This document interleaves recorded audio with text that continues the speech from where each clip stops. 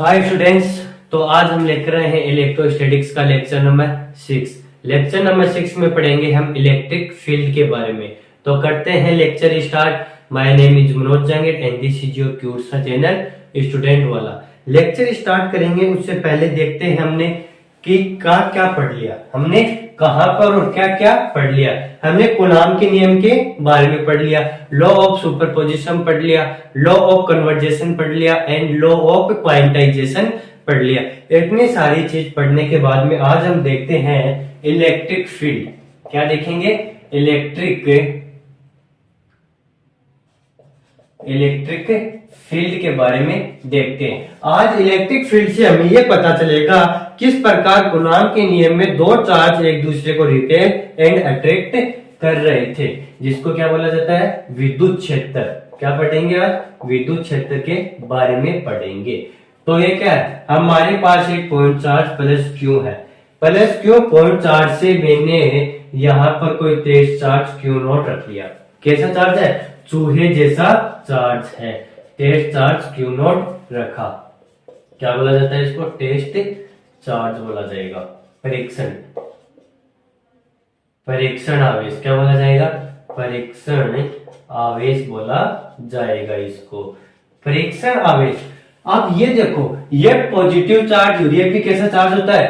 Positive charge होता है। तो पॉजिटिव चार्ज हमेशा पॉजिटिव चार्ज को रिपेल करता है, सभी जानते हैं। तो ये क्या करेगा? इस पर एक बल लगाएगा। इस पर क्या लगेगा? फोर्स लगाएगा। F क्या लगाएगा? फोर्स लगा रहा है। यहाँ पर मैं इसके चारों तरफ कहीं पर भी कोई भी चार्ज रख दूं, बाहरी कोई भी चार्ज रखता हूं, तो ये चार्ज क्या करेगा? उन सभी चार्ज पर क्या करता है? फोर्स लगाएगा। उन सभी चार्ज पर क्या करता है? फोर्स लगाने का कार्य करता है। अब ये चार्ज इस पर फोर्स क्यों लगा रहा है? इस पर क्या करेगा? फोर्स क्यों लगा रहा है? बाहर की तरफ क्या कर रहा है? फोर्स लगाएगा। यदि मैं इस चार्ज को यहाँ पर छुपा देता हूँ, क्या करूंगा? यदि मैं इस चार्ज को यहाँ छुपा भी देता हूँ तो अभी क्या करेगा? ये चार्ज इस पर फोर्स लगाएगा। चार्ज के दिखने या न दिखने से इस पर फोर्स का कोई रोल नहीं है। चार्ज अपने चारों तरफ क्या करता है? एक इलेक्ट्रिक फील्ड का निर्माण करता है, जिसके कारण क्या करता है? ये इसके चारों तरफ फोर्स लगाता रहता है। अब पॉजिटिव चार्ज है। पॉजिटिव चार्ज हमेशा अपने बाहर की तरफ रेडियली आउटवर्ड्स क्या करता है? इलेक्ट्रिक फील्ड का निर्माण करता है। रेडियली आउटवर्ड्स कैसा करेगा? इलेक्ट्रिक फील्ड का निर्माण करता है, जिसमें आप किसी भी अन्य चार्ज को रखो, रेडियली आउटवर्ड्स क्या करेगा? इलेक्ट्रिक फील्ड जिसमें किसी अन्य चार्ज को रखने पर उस पर क्या करेगा? बाहर की तरफ फोर्स लगाएगा। क्या करेगा? बाहर की तरफ फोर्स लगाता है। इलेक्ट्रिक फील्ड कैसा होगा? Radially outwards. कैसा होगा? रेडियली आउटवर्ड्स होता है। Positive charge always create electric field radially outwards होगा। कैसा करेगा? रेडियली आउटवर्ड्स एक इलेक्ट्रिक फील्ड का निर्माण करता है, जिसमें अन्य किसी भी चार्ज को रखने पर वह चार्ज क्या करता है? इलेक्ट्रिक फील्ड का क्या करेगा? फील करता है, अनुभव करता है। अब देखो, पॉजिटिव चार्ज नहीं, प्रत्येक चार्ज क्या करेगा? अपने चारों तरफ इलेक्ट्रिक फील्ड का निर्माण करता है। Every charge creates own electric field in the space around itself. अपने चारों तरफ क्या करता है? एक इलेक्ट्रिक फील्ड का निर्माण करता है। उस इलेक्ट्रिक फील्ड के कारण ही क्या करता है? अन्य बाहरी आवेश टेस्ट चार्ज क्या करता है? रिपेल एंड अट्रैक्ट फोर्स का क्या करता है? फील करता है, अनुभव करता है। अब नेगेटिव चार्ज भी क्या करता है? अपने चारों तरफ इलेक्ट्रिक फील्ड का क्या करता है? निर्माण करता है। उसके लिए क्या करते हैं? यहाँ पर आप अन्य कोई चार्ज रखते हो तो उसको क्या करेगा? Radially inverse. उसको क्या करता है? उस पर फोर्स कैसा लगाता है? रेडियली इनवर्स उस पर ऊपर यह फोर्स लगाता है। अब उस पर रेडियली इनवर्स फोर्स क्यों लगाएगा? क्योंकि नेगेटिव चार्ज हमेशा अपने रेडियली इनवर्स क्या करेगा? इलेक्ट्रिक फील्ड का निर्माण करता है। इलेक्ट्रिक फील्ड कैसी होगी इसकी? रेडियली इनवर्ड होगी। कैसी होगी? रेडियली इनवर्ड्स होती है। पॉजिटिव चार्ज रेडियली आउटवर्ड्स होगा, नेगेटिव चार्ज कैसा होगा? रेडियली इनवर्ड्स होता है। तो आप यहाँ पॉजिटिव चार्ज में नेगेटिव चार्ज में कोई भी चार्ज रखो, दोनों क्या लगेंगे? रेडियली इनवर्ड्स और रेडियली आउटवर्ड्स। उसके ऊपर क्या लगाएंगे? इलेक्ट्रिक फील्ड फोर्स लगाते हैं, इलेक्ट्रिक फोर्स लगाएंगे। अब यहाँ पर मैंने कहा कि every charge creates on electric field, तो यहाँ पर क्यू नॉट भी क्या है? टेस्ट चार्ज है। तो ये चार्ज है, तो ये भी क्या करना चाहिए?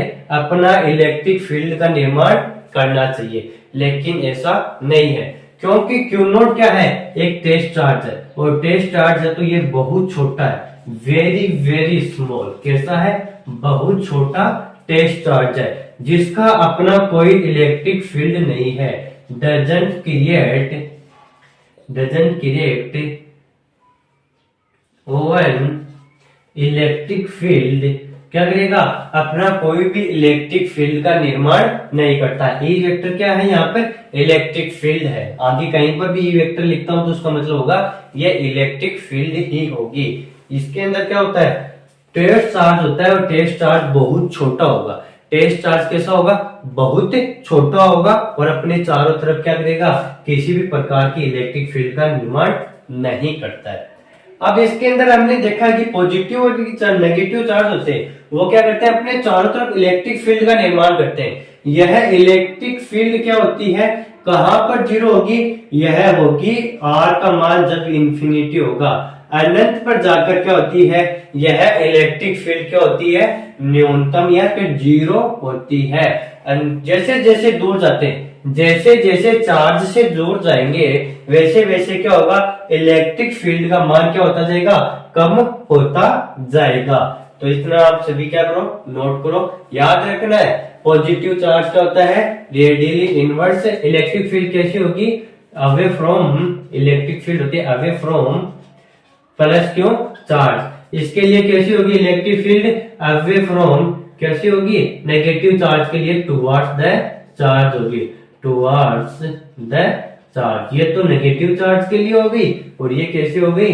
पॉजिटिव चार्ज के लिए हो गई। याद रखना, पॉजिटिव चार्ज हमेशा इलेक्ट्रिक फील्ड रेडियली आउटवर्ड्स बनाता है, negative charge electric radially inverse बनाएगी। टुवर्ड्स द चार्ज, चार्ज की ओर होगी, चार्ज से दूर होती है, और जैसे जैसे दूर जाएंगे इनकी इलेक्ट्रिक फील्ड का मान क्या होता जाएगा? कम होता जाएगा। इलेक्ट्रिक फोर्स का मान क्या होता जाएगा? कम होता जाएगा। यह हो गया। अब इसको सभी पॉज करके नोट करो।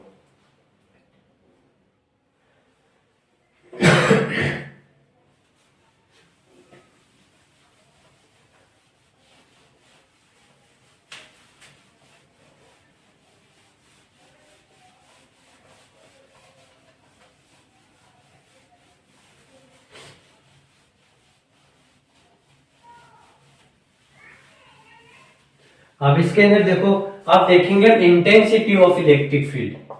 Intense of electric field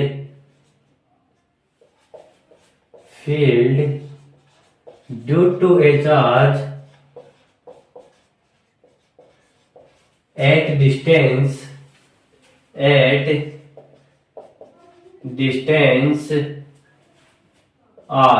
are दूरी पर क्या करेंगे? हम इसका प्लस क्यू से क्या करेंगे? आर डिस्टेंस दूरी पर पी बिंदु पर क्या करते हैं?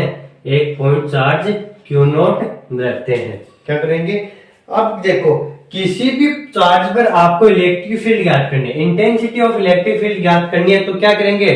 उसके ऊपर हमें एक टेस्ट चार्ज की क्या करनी है? इमेजिनेशन करनी है, कल्पना करनी है। परीक्षण आवेश की क्या करनी है? कल्पना करेंगे।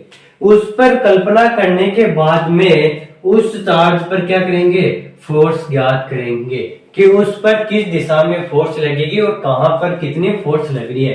Find the force on test charge. क्या करेंगे?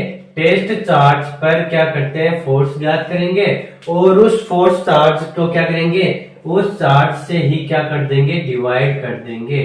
जो फोर्स ज्ञात कर रहे हैं उसे उस टेस्ट चार्ज से डिवाइड कर देंगे। वह डिवाइड की हुई क्या आ जाएगी हमारे पास? Electric field. क्या आ जाएगी? Intensity of electric field. कैसे ज्ञात करेंगे इंटेंसिटी ऑफ इलेक्ट्रिक फील्ड? पहले तो कल्पना करेंगे एक टेस्ट चार्ज की और उस पर फाइंड द फोर्स ज्ञात करेंगे। फोर्स ज्ञात करने के बाद में उसे टेस्ट चार्ज से डिवाइड कर देंगे। इससे हमारे पास क्या आ जाएगी? इलेक्ट्रिक फील्ड आ जाएगी। और इलेक्ट्रिक फील्ड को किस प्रकार से, इंटेंसिटी ऑफ इलेक्ट्रिक फील्ड का फॉर्मूला इस प्रकार से, या factor for Q not, intensity of electric field होगा। अब हमें क्या करना है? r डिस्टेंस पर स्थित चार्ज के कारण क्या करनी है?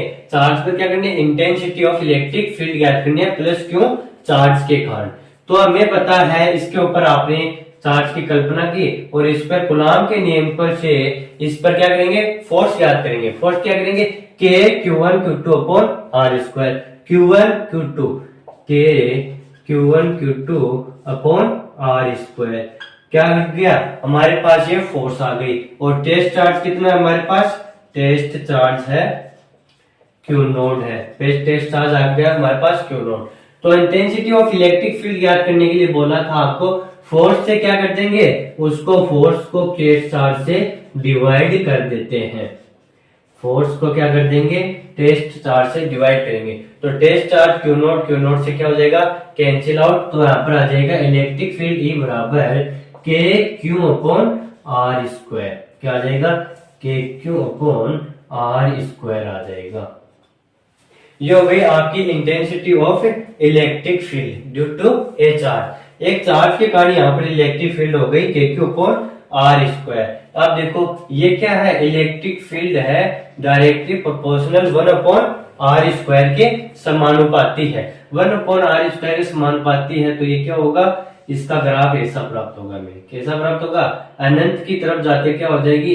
इलेक्ट्रिक फील्ड क्या हो जाएगी? जीरो होती जाएगी। आप देखो R का मान क्या होगा? टेंस टू इंफिनिटी होता है तभी इलेक्ट्रिक फील्ड क्या होगी? जीरो होती। R का मान जैसे जैसे इंफिनिटी की तरफ अग्रसर होगा वैसे वैसे क्या होगा? इलेक्ट्रिक फील्ड क्या होती जाएगी? जीरो होती जाएगी। मतलब जैसे जैसे हमें चार्ज से दूर जाएंगे इलेक्ट्रिक फील्ड का मान क्या होता जाएगा? कम होता जाएगा। ये हो गया ग्राफ हो गए इनके बते। अब इसके बाद में क्या करते हैं? डायरेक्शन ज्ञात करेंगे। क्या करेंगे? डायरेक्शन ज्ञात करते हैं कि इस चार्ज के ऊपर किस दिशा में इलेक्ट्रिक फील्ड लग रही है। तो डायरेक्शन हमेशा याद रखना। डायरेक्शन कैसे लगेगी? हमेशा ऑन द फोर्स। क्या लगेगी? डायरेक्शन फोर्स की दिशा में लगेगी। हमेशा जिस दिशा में फोर्स लगाया जाता है उसी दिशा में क्या लगेगी? उसकी इलेक्ट्रिक फील्ड की डायरेक्शन होती है। पॉजिटिव चार्ज के लिए क्या हो जाएगी? अवे फ्रॉम चार्ज हो जाएगी। और नेगेटिव चार्ज के लिए इनवर्स हो जाएगी। क्या हो जाएगी? इनवर्ट हो जाएगी, टूवर्ड्स हो जाएगी, चार्ज की ओर हो जाती है।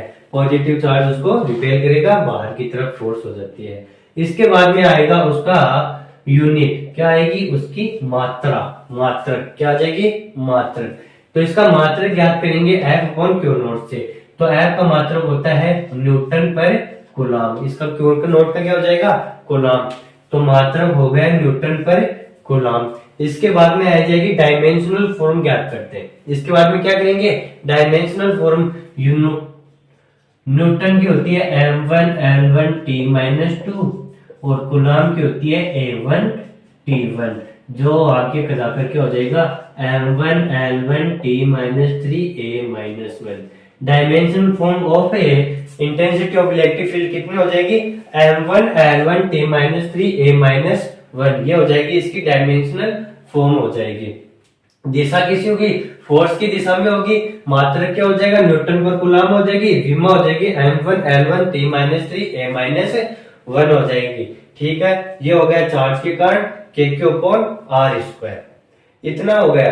अब आपको सभी को मालूम है ये क्या होगी? आप भी सभी को मालूम है कि जैसे जैसे दूर जाएंगे इलेक्ट्रिक फील्ड कम होती जाएगी, लेकिन इसके स्वयं के ऊपर इसकी खुद की लोकेशन पर इसकी इलेक्ट्रिक फील्ड कितनी है? खुद की लोकेशन पर क्या है? इलेक्ट्रिक फील्ड कितनी है? तो खुद की लोकेशन पर इलेक्ट्रिक फील्ड क्या है? अनडिफाइंड है। क्या है? अनडिफाइंड है। इलेक्ट्रिक फील्ड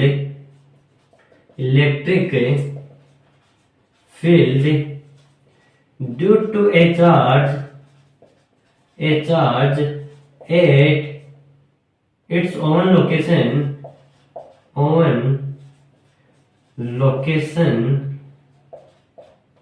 undefined, क्या है, अनडिफाइंड है, क्या होगी, अनडिफाइंड है, खुद की लोकेशन पर चार्ज कैसी होती है, इलेक्ट्रिक फील्ड क्या होगा, अनडिफाइंड होता है, जो क्या होगा, हमें ज्ञात नहीं है, अनिर्धारीय है, खुद की लोकेशन पर इसकी कोई भी इलेक्ट्रिक फील्ड ज्ञात नहीं है। सभी इसको पॉज करके नोट करोगे। ये जितनी भी घटना है, जितना भी हमने देखा है, intensity of electric field, direction, intensity of electric field, जो भी देखा है ये सभी देखेंगे ओनली फॉर पॉइंट चार्ज। किसके लिए, ओनली फॉर पॉइंट चार्ज। जो भी देखा है किसके लिए होगा, ओनली फॉर पॉइंट चार्ज, सिर्फ एक बिंदु आवेश के लिए, पॉइंट चार्ज के लिए देखा है। अब देखो आगे, पॉज करके नोट करना है सभी को।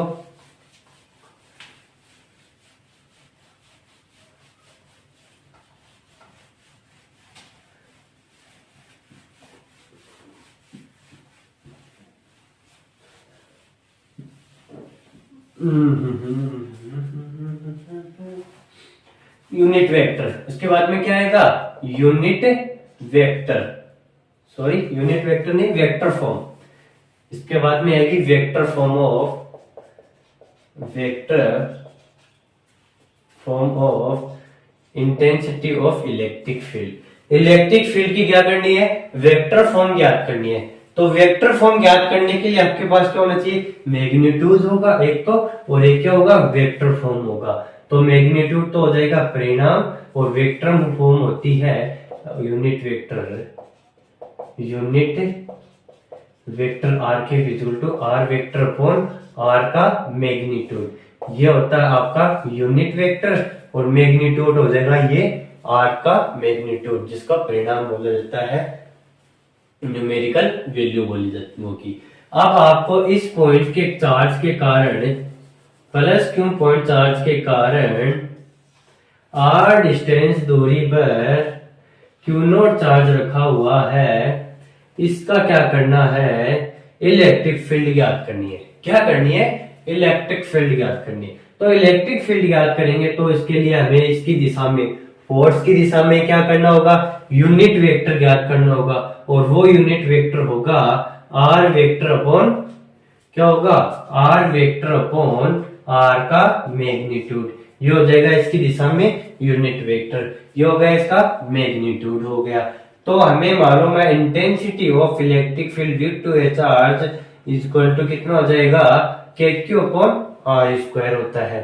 अब इसकी वेक्टर फॉर्म ज्ञात करेंगे तो ये हो जाएगी k Q upon are square, r का यूनिट वेक्टर, क्या हो जाएगा, आर का यूनिट वेक्टर। और यूनिट वेक्टर का मान कितना होता है, r vector upon k Q upon r की r square, r vector upon r का मैग्नीट्यूड। तो ई वेक्टर बराबर k Q upon r cube, r का वेक्टर, ये हो जाएगा आर का वेक्टर। अब इसके अंदर तो आ गया ये के क्यू अपॉन आर क्यूब। अब इसके अंदर आपको एक चीज याद रखनी है, क्या रखनी है, जब आप वेक्टर फॉर्म लिखने हो तो वेक्टर फॉर्म तो लेनी है आपको विद साइन, क्या लेनी है, विद साइन लेनी है। किसके लिए, सिर्फ vector form, only vector form में क्या आएगी, विद साइन आएगी। और अगर यदि आप बिना वेक्टर फॉर्म के लिख रहे हो तो उसके अंदर विदाउट साइन लेना है। किसको, चार्ज को। चार्ज को आपको साइन के साथ में कहां पर लोगे, सिर्फ सदिश रूप में ही चार्ज को आपको साइन के साथ में लेना है। और अदिश रूप में कहा लोगे, या फिर वेक्टर फॉर्म में नहीं लिख रहे हो, वहां पर क्या करना है, इसको बिना साइन पर के साथ ही लेना। यदि आप यहाँ पर माइनस क्यू है तो इसके अंदर माइनस क्यू नहीं लिखोगे, बिना साइन के साथ। यदि यहाँ पर माइनस क्यू है तो यहाँ पर वेक्टर फॉर्म में क्या लिखोगे, माइनस चार्ज लिखोगे। वेक्टर फॉर्म क्या करना है, यूज करना है किसके साथ में, विद साइन के साथ में, और without sign without vector form. याद रखनी इतनी बातें, ठीक है, इसको नोट करो। ये हो गया आपका vector form of intensity of electric field. क्या हो गया, किसके कारण, ये हो गया वेक्टर फॉर्म हो गया ड्यू टू ए चार्ज और आर डिस्टेंस दूरी पर। इसके बाद में देखेंगे law of superposition. Law of superposition, अब ये आप बोलोगे सर ये लॉ ऑफ सुपरपोजिशन हमने पढ़ा हुआ है, किसके लिए पढ़ा हुआ है, आपका लॉ ऑफ सुपरपोजिशन पढ़ा हुआ है कूलॉम के नियम के लिए। वैसा ही सेम यहाँ पर किसके लिए पढ़ेंगे हम, लॉ ऑफ सुपरपोजिशन किसके लिए पढ़ेंगे, इंटेंसिटी ऑफ इलेक्ट्रिक फील्ड किसके लिए पढ़ेंगे, law of superposition for intensity of electric field. Electric field के लिए अध्यारोपण का सिद्धांत, किसका सिद्धांत पढ़ेंगे, अध्यारोपण का सिद्धांत। अध्यारोपण का सिद्धांत आपने देखा है क्या, इसके लिए यूज करेंगे जहां पर दो या दो से अधिक चार्ज आ जाते हैं, दो से अधिक चार्ज आएंगे वहां पर क्या करेंगे हम अध्यारोपण के सिद्धांत का यूज करते हैं। और वो कैसे होता है, उस एक चार्ज, उन सभी चार्जों के कारण, उन जितने भी चार्ज लेते हैं उन सभी चार्जों के कारण एक चार्ज पर कितना इलेक्ट्रिक फील्ड आ रहा है उस सभी का वेक्टर सम कर देंगे, उन सभी का क्या कर देंगे, सदिश योग कर देंगे, बीजगणितीय योग कर देते हैं। तो किसका निर्माण होता है, लॉ ऑफ सुपरपोजिशन का निर्माण होता है। अध्यारोपण का सिद्धांत किस प्रकार से होगा, बहुत सारे चार्ज के कारण एक पॉइंट चार्ज पर क्या करना है, इलेक्ट्रिक फील्ड ज्ञात करनी है। बहुत सारे चार्जों के कारण, यह इसके चारों बहुत सारे चार्ज है, अब इसके ऊपर करना है इलेक्ट्रिक फील्ड का निर्माण। तो इसके पर जितनी इलेक्ट्रिक फील्ड लग रही है उन सभी का इलेक्ट्र सम करने पर हमारे पास आ जाएगा लॉ ऑफ सुपरपोजिशन। ये हमारे पास प्लस Q1 पॉइंट चार्ज है, ये माइनस Q2 पॉइंट चार्ज है और ये प्लस Q3 पॉइंट चार्ज है। ठीक है, अब हमें क्या करना है, एक अन्य आवेश पर क्या करनी है, इलेक्ट्रिक फील्ड की गणना। बिंदु P पर क्या रखा हुआ है, बिंदु P पर रखा हुआ है point charge, test charge Q0 रखा हुआ है। क्या रखा हुआ है, पॉइंट टेस्ट चार्ज Q0 रखा हुआ है।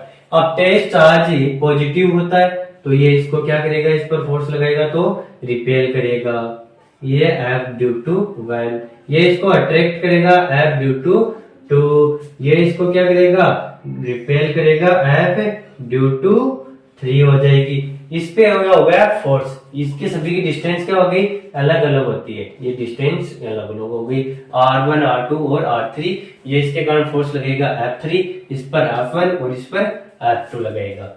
ये हो गया इनके ऊपर फोर्स। अब इलेक्ट्रिक फील्ड किस दिशा में होती है, जिस दिशा में बल लगाया जाता है उसी दिशा में इलेक्ट्रिक फील्ड होती है।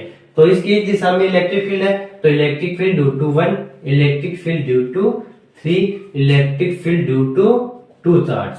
ठीक है, ये हो गए इलेक्ट्रिक फील्ड। अब इस पॉइंट पर हमें इलेक्ट्रिक फील्ड ज्ञात करनी है तो इन सभी का क्या कर देंगे, वेक्टर सम करेंगे, E1 प्लस E2 प्लस ये आ जाएगा E3, ये हो जाएगा इनका सभी का वेक्टर सम।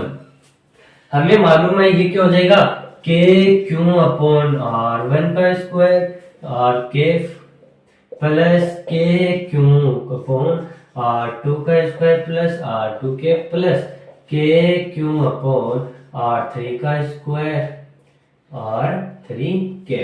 यह हो जाएगा इनका वेक्टर सम हो जाएगा, इन सभी का क्या हो जाएगा, वेक्टर सम हो जाएगा। लॉ ऑफ सुपरपोजिशन क्या होगा, बहुत सारे चार्ज के कारण एक चार्ज पर अध्यारोपण का सिद्धांत। और ये फोर्स के लिए किस प्रकार था, F force due to 1 due to 2 due to 3, इन सभी के कारण F नेट फोर्स ज्ञात की थी। सेम उसी प्रकार से इलेक्ट्रिक फील्ड को ज्ञात किया है। आप देखेंगे आगे हम इन पर न्यूमेरिकल, अब देखते हैं इनके आगे न्यूमेरिकल से देखते हैं।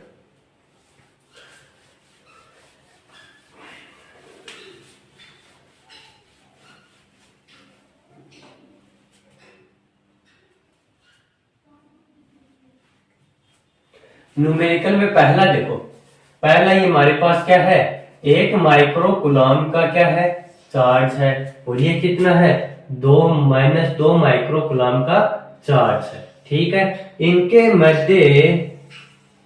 इनके मध्य क्या है, कोई P बिंदु पर Q0 चार्ज रखा हुआ है। P बिंदु पर क्या रखा हुआ है, कोई पॉइंट चार्ज रखा हुआ है। उस पर क्या करना है, हमें इलेक्ट्रिक फील्ड ज्ञात करनी है। पॉइंट चार्ज Q0 रखा हुआ है, उसके ऊपर इलेक्ट्रिक फील्ड ज्ञात करनी है। ठीक है, इलेक्ट्रिक फील्ड ज्ञात करेंगे तो ये पॉजिटिव चार्ज है।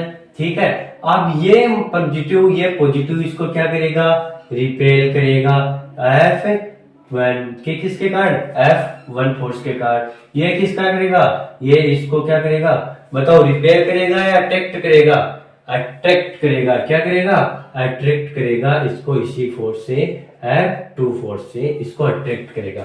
दोनों फोर्स क्या है, समान दिशा में, तो इलेक्ट्रिक फील्ड E1 इसी दिशा में होगी, E2 भी इसी दिशा में होगी। जिस दिशा में फोर्स लगाया जाता है, जिस दिशा में फोर्स लगाएंगे उसी दिशा में क्या होगा, इलेक्ट्रिक फील्ड होगा। F1 इस दिशा में तो इलेक्ट्रिक फील्ड भी इसी दिशा में होगी, F2 इस दिशा में तो इलेक्ट्रिक फील्ड भी क्या होगी, इसी दिशा में होगी। तो ई नेट क्या आ जाएगा, ई नेट हो जाएगा E1 प्लस E2 का सम हो जाएगा, योग हो जाएगा। तो E1 क्या होगा, KQ1 upon R1 square plus KQ2 upon, इनकी दोनों की दूरी क्या है, दोनों की समान है। ये वाला भी क्या है, ये दोनों की दूरी है, ये दूरी दोनों की 2 मीटर की दूरी पर स्थित है। तो 2 मीटर की दूरी पर स्थित है, तो ये क्या है, इनके मध्य की दूरी ये कितनी हो जाएगी, 1 मीटर की दूरी कितनी हो जाएगी, 1 मीटर, और ये भी कितनी हो जाएगी, 1 मीटर की दूरी हो जाएगी। ठीक है, तो इनकी दोनों की डिस्टेंस भी कितनी है, बराबर है। तो डिस्टेंस बराबर है K square K upon R square, Q1 plus Q2 हो जाएगा। अब K की वैल्यू हमें मालूम है कितनी होती है, 9 इंटू 10⁹ न्यूटन मीटर स्क्वायर पर कूलम स्क्वायर होती है। K की वैल्यू कितनी होती है, 9 इंटू 10⁹ न्यूटन मीटर स्क्वायर पर कूलम होती है। K की वैल्यू भी, R की वैल्यू कितनी है, R की वैल्यू है 1 मीटर, कितनी है, 1 मीटर। Q1 का मान कितना है हमारे पास, वो 1 माइक्रो कूलम, जिसको क्या है, 1 गुना 10⁻⁻⁶। Q2 की वैल्यू कितनी है, 2 माइक्रो कूलम, 2 इंटू 10⁻⁻⁶ कूलम हो जाएगा। क्या हो गई इनकी Q1 Q2 की वैल्यू हो जाएगी। आगे देखो K की वैल्यू रखो इसके अंदर, 9 इंटू 10⁹ अपॉन इसका R की वैल्यू कितनी है, R की वैल्यू है 1 मीटर, कितनी है, 1 मीटर की दूरी पर रखे हुए हैं। ये इनका मान कितना हो जाएगा, गुना 10⁻⁻⁶ प्लस 2 10⁻⁻⁶, इन दोनों का सम कर लेंगे, फिर आ जाएगा 9 इंटू 10⁹, ये हो जाएगा, कितना हो जाएगा, 3 इंटू 10⁻⁻⁶, कितना हो जाएगा, 3 इंटू 10⁻⁻⁶ हो जाएगा। अब इसको क्या हो जाएगा, इसको आगे सोल्व आउट करोगे तो हो जाएगा 27 इंटू 10⁻3, कितना हो जाएगा, 27 इंटू 27 इंटू 10⁻3। इलेक्ट्रिक फील्ड कितनी हो जाएगी, इसके ऊपर पॉइंट चार्ज पर दोनों चार्जों के कारण इलेक्ट्रिक फील्ड कितनी है, 27 इंटू 10⁻3 न्यूटन पर कूलम, कितनी हो जाएगी, न्यूटन पर कूलम। ये हो गया लॉ ऑफ सुपरपोजिशन। क्या हो गया, लॉ ऑफ सुपरपोजिशन, दोनों चार्जों के कारण दोनों जिस दिशा में फोर्स लगेगा उसी दिशा में बल कार्य करता है। ये हो गया न्यूमेरिकल। देखो इसके अंदर अब हमने क्या लिखा है, विद साइन नहीं लिखा, क्या नहीं लिखा, विद साइन नहीं लिखना है। जहां पर आपको क्या करना है, वेक्टर सम करना हो, वहां पर क्या करेंगे, हम इनको विद साइन लिखेंगे, अदरवाइज हम विद साइन नहीं लिखना। यहाँ पर कूलम के नियम और इलेक्ट्रिक फील्ड में आपको विद साइन नहीं लिखना है, इसको नोट करो सभी।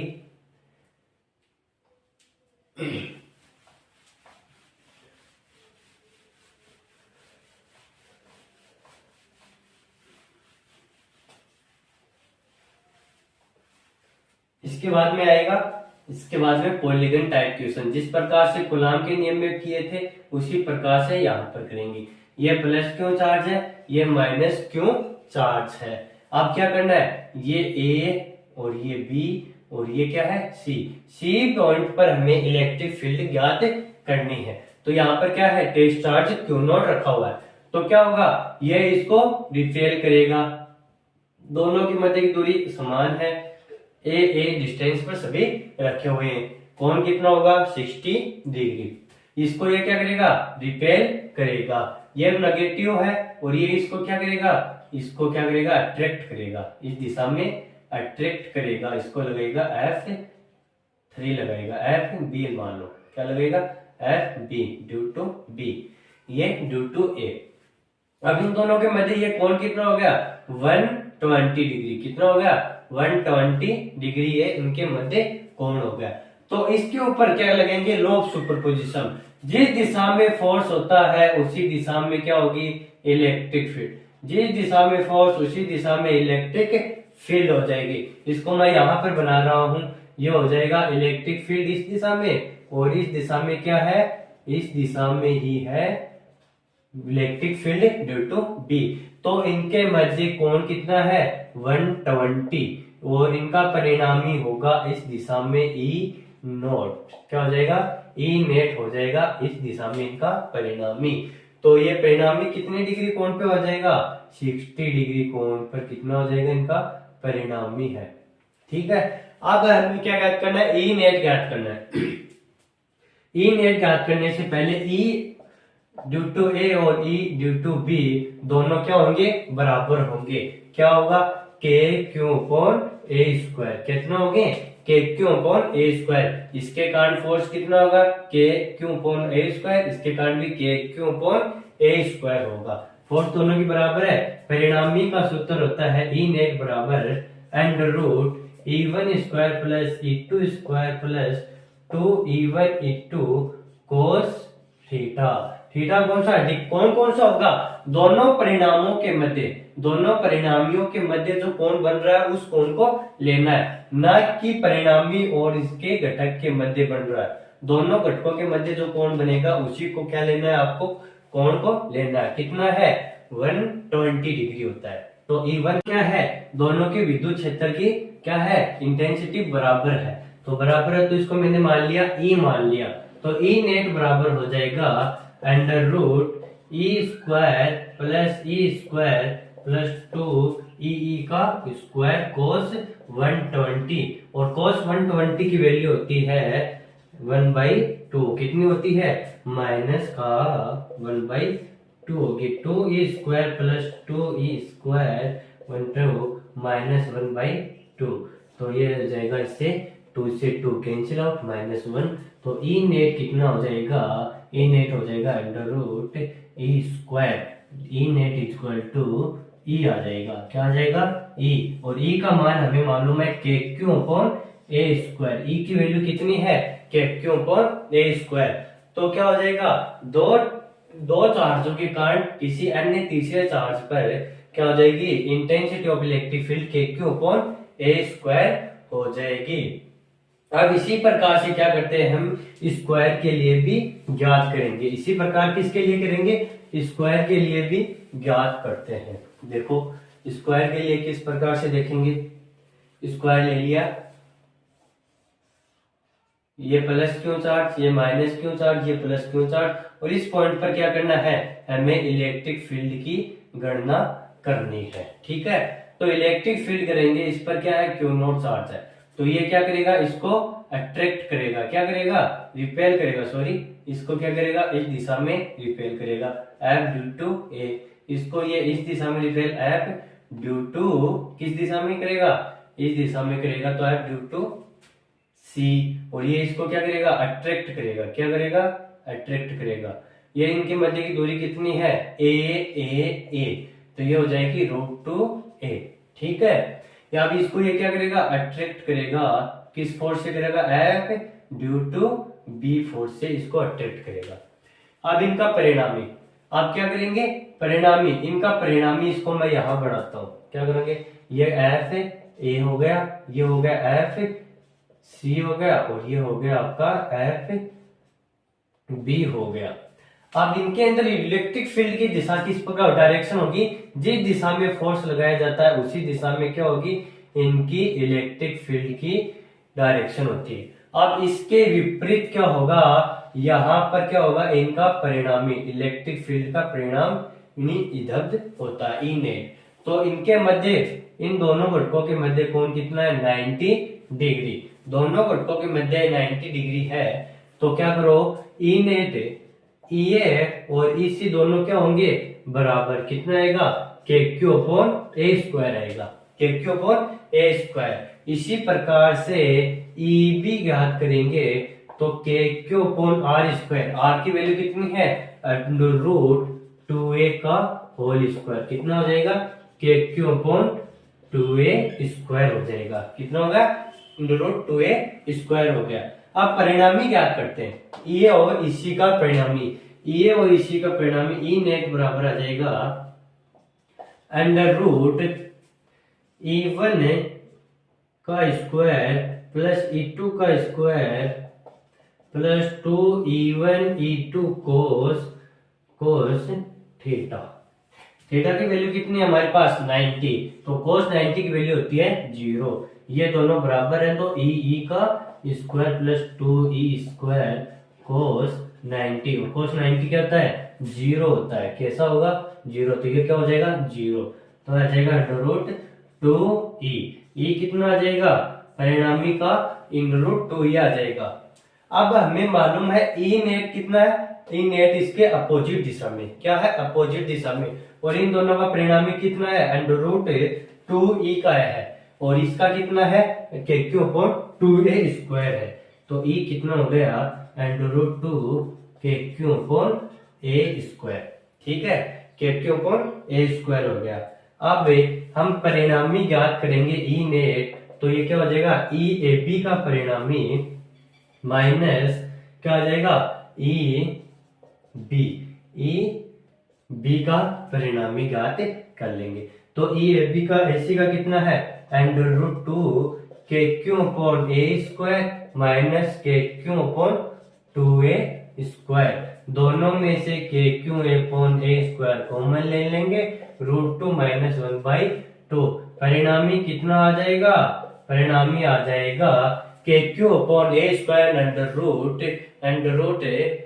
Root minus 1/2, under root 2 minus 1/2, ये आ गया बिंदु डी पर इलेक्ट्रिक फील्ड का परिणामी। किस प्रकार से किया, दोनों की मध्य की दूरी क्या है, के क्यू अपॉन ए स्क्वायर, के क्यू अपॉन ए स्क्वायर, इसके लिए कितना आएगा, के क्यू अपॉन 2a स्क्वायर, तो ये इसके लिए परिणामी ज्ञात करेंगे तो आ जाएगा रूट 2e, तो इसके लिए जो परिणामी था वो इस दिशा में और इसके लिए परिणामी इस दिशा में, दोनों अपोजिट है तो दोनों क्या हो जाएंगे, माइनस हो जाएंगे, माइनस करने के बाद अंडर रूट 1/2 हो जाएगा। इसके बाद में देखो, उसके बाद में क्या आएगा, इसके बाद में देखते हैं हम, जो हाँ दो चार्ज रखे हुए, क्या है हमारे पास दो चार्ज है, उन दोनों चार्जों से तीसरा चार्ज कहाँ